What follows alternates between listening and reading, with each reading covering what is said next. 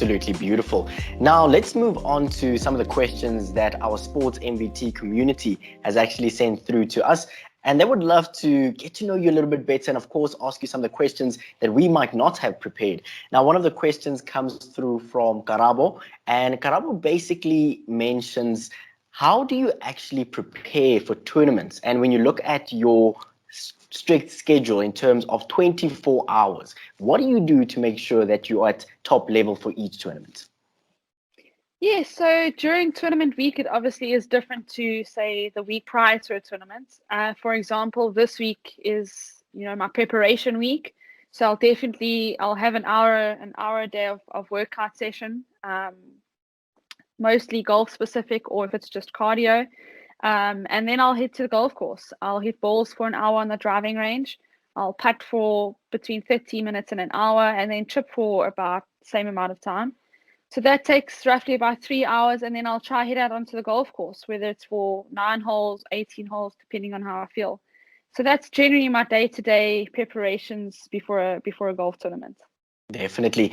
Matthew sends through this question, and he talks about that 2018 Joburg Ladies Open in Soweto, where you managed to hit a hole in one.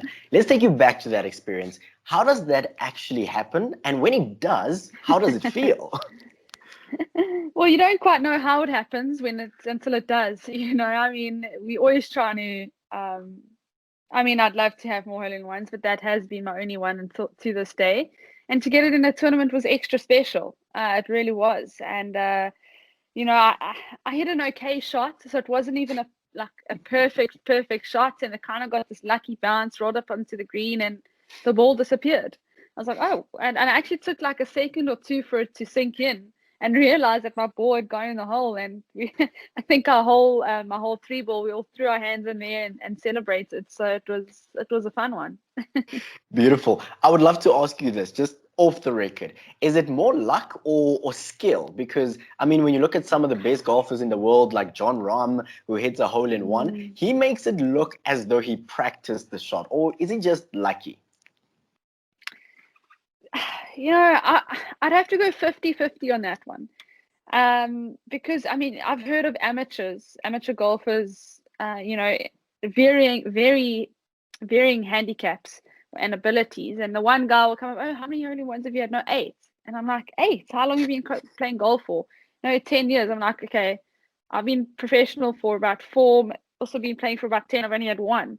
So then you think, well, okay, well, how much is it luck? And then you look at the professional side and you ask them how many hole-in-ones they've had, and some have had none and some have had loads.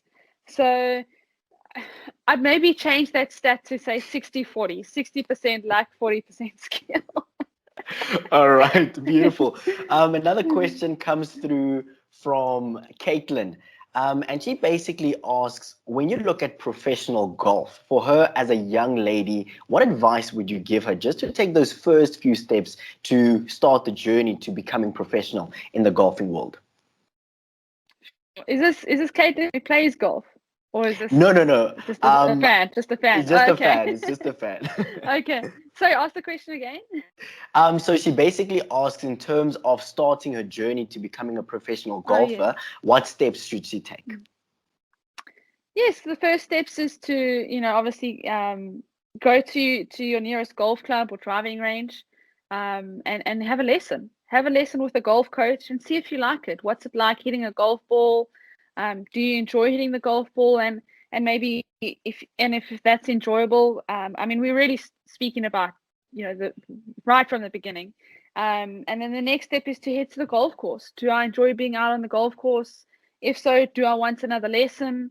If you can, borrow a couple of clubs from a friend until you've decided whether you really like it or not. And the next step then is looking at some golf clubs, getting involved in your, your local golf club and the ladies section there. And just start playing. And but definitely get in contact with your, your nearest PGA professional golf coach and see what it's all about. Fantastic. Brian asks you this question, quite a simple one, and you've touched on it a little bit earlier as well, but he wants to know, what's your favorite golf course, whether that be locally or internationally?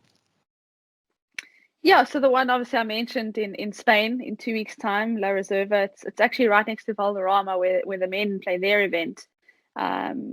Such a great golf course. I mean, I was very lucky, and I got to play at Royal St. George's yesterday, which is where they just had the Open Championships, and that was incredible. I know. So that now has definitely taken a spot at the top of my list. And then another one that I've played overseas in America, it's called 𝗀𝗙𝗱𝗶𝗹 in Colorado.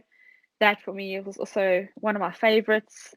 It's hard to put one right at the top because I do get to play on some really good tracks. All right. Then just to wrap up the conversation, we've got a last question from 𝗀𝗹𝗱𝗶. And 𝗀𝗹𝗱𝗶 wants to ask about your journey behind the scenes. Who is that one person that you would say really took you one step closer to achieving your success? Is it possibly a family member? Is it a coach? Who's that person that has played that absolutely critical role in your success? Sure, putting the pressure on again. Look, I mean, to be a professional and be successful, it's all about the team and the people around you. It really is a team effort. I'm not going to lie. It's coaches, it's mental coaches, it's trainers, it's family support, friends. But that one person who has always been my number one fan, who said, go after your dreams no matter what, and that's always been my parents and my mom specifically. Oh, absolutely beautiful. I would love to just touch on one more aspect, and that's, of course, the mental side of golf. I mean, a player like Phil Mickelson, who's quite older, matured, some might say, talks about training with a mental coach. And for many of us, we look at the sport of golf as just hitting a little white ball with a club, and we don't really think about the mental aspects about it. And you just mentioned that. How important is the mental side or the psychological side of playing golf? It's huge. It's almost just as important as going for a lesson with your coach. Starting off from the beginning, you just want to learn to swing the golf club and hit the golf ball.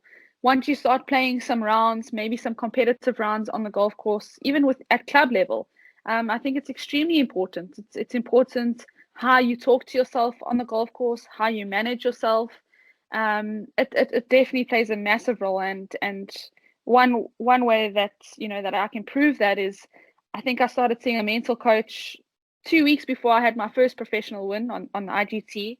I started seeing a mental coach, and it was 2 weeks after that first session that I actually got my first win.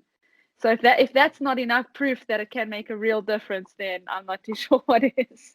Wow, that's absolutely beautiful. Lejan, It thank you is, so yeah. much for joining us on the Sports MVT Insider.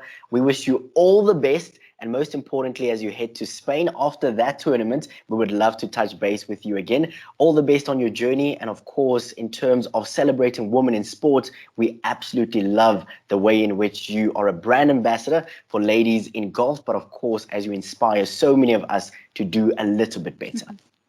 No, thanks, Aaron, and thanks Sports Movement for always putting us women on top there, and chatting about it and keeping us in the in the spotlight. You're locked on to the Sport MVT Insider, a podcast for unrelenting coverage of women in sport. Thank you so much for joining me this week. I absolutely loved diving deeper into the journeys of our athletes, coaches, and administrators to get to know them a little bit better than we do. Coming up next week, we bring you another athlete, coach, or administrator, and she shares her incredible and inspiring journey with us.